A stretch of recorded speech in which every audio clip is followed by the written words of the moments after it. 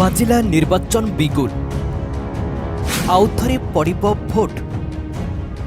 ଡେଇଁଲେଣି ସବୁ ଘୋଡ଼ା।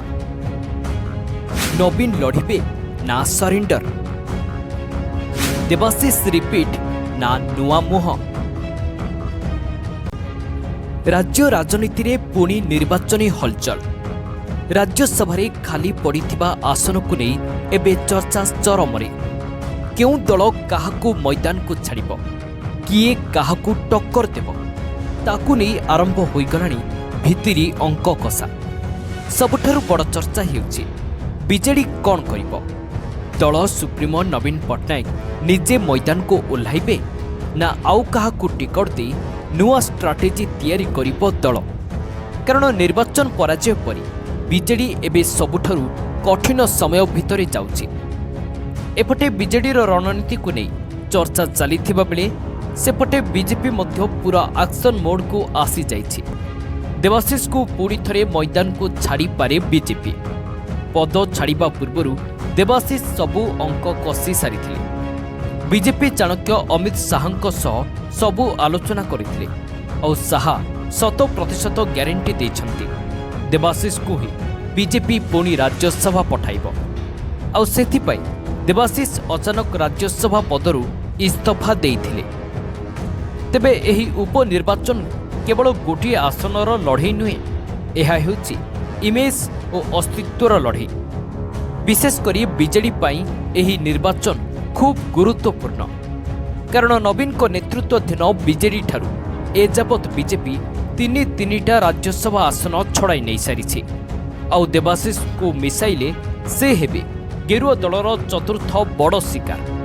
ସେଥିପାଇଁ ଦେବାଶିଷଙ୍କୁ ରାଜନୈତିକ ଭାବେ ଟକ୍କର ଦେବାକୁ ନବୀନ ବଡ଼ ପ୍ଲାନ୍ କରିପାରନ୍ତି ବୋଲି ଚର୍ଚ୍ଚା ହେଉଛି।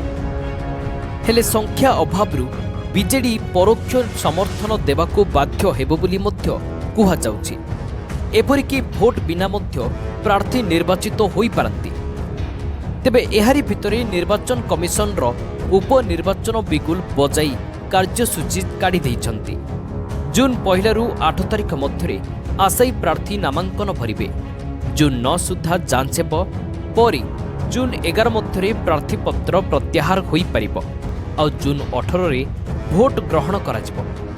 ବିଧାନସଭାରେ ବିଧାୟକମାନେ ପହଞ୍ଚି ନିଜ ପସନ୍ଦର ପ୍ରାର୍ଥୀଙ୍କୁ ଭୋଟ ଦେବେ। ଆଉ ସେହି ଭୋଟ ହିଁ ନିର୍ଣ୍ଣୟ କରିବ କିଏ ଯିବ Rajya Sabha. Bureau report, Odisha news now. ସ୍ୱପ୍ନର ଘର ତୋଳିବା ପାଇଁ ଅନେକ ଦିନରୁ ଭାବୁଛନ୍ତି କି? ରାଜଧାନୀରେ ସୁରୁଖୁରୁରେ ଲିଟିଗେସନ ମୁକ୍ତ ମାଲିକାନା ପ୍ରକ୍ରିୟାରେ ପ୍ଲଟ ଚାହୁଁଛନ୍ତି କି? ଆପଣଙ୍କ ଆବଶ୍ୟକତା ଆମେ ପୂରଣ କରିବୁ।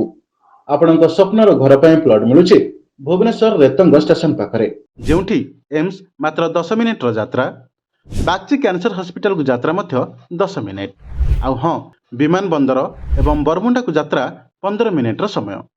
ଏହା ସହ ଏହା ନିକଟରେ ରହିଛି ଇନଫୋସିଟି 2 ଏବଂ SEZ ପ୍ରୋଜେକ୍ଟ। କେବଳ ସେତିକି ନୁହେଁ, ଆପଣଙ୍କ ଜାଗାରୁ ଖୁବ୍ କମ୍ ଦୂରତାରେ ରହିଛି Retang station, BIIT group of institution ଏବଂ ଆଇଡଲ ସ୍କୁଲ ଅଫ୍ ଇଞ୍ଜିନିୟରିଂ। ପ୍ରିୟ ଗ୍ରାହକ ବନ୍ଧୁ, ସବୁଠାରୁ ଗୁରୁତ୍ୱପୂର୍ଣ୍ଣ କଥା ହେଲା, ପ୍ରଥମେ ଆପଣ ପୋଜିସନ ନେବେ। ପୋଜିସନ ନେଲା ପରେ ପଞ୍ଜୀକରଣ କରିବେ। ଏବେ ଜାଣନ୍ତୁ ଆପଣଙ୍କୁ କେଉଁ ସବୁ ସୁବିଧା ସୁଯୋଗ ମିଳୁଛି। 30 ଫୁଟ ଲମ୍ବର ମେନ୍ ଏବଂ ସର୍ଭିସ ରୋଡ, ଡିମାର୍କେଟେଡ୍ ଏବଂ ଭିଜିବିଲିଟି ପ୍ଲଟ, ତୁରନ୍ତ ନିର୍ମାଣ ଯୋଗ୍ୟ ପ୍ଲଟ, ବିଦ୍ୟୁତ ସରବରାହ ଏବଂ ଅନ୍ୟାନ୍ୟ ଆନୁଷଙ୍ଗିକ ସୁବିଧା ଉପଲବ୍ଧ। ପ୍ରିୟ ଗ୍ରାହକ ବନ୍ଧୁ, ଆଜି ହିଁ ମାତ୍ର 1400 ଟଙ୍କା ସ୍କୋୟାର ଫୁଟରେ ନିଜ ସ୍ୱପ୍ନର ଜାଗା ଭୁବନେଶ୍ୱରରେ ନିଜ ନାମରେ କରନ୍ତୁ।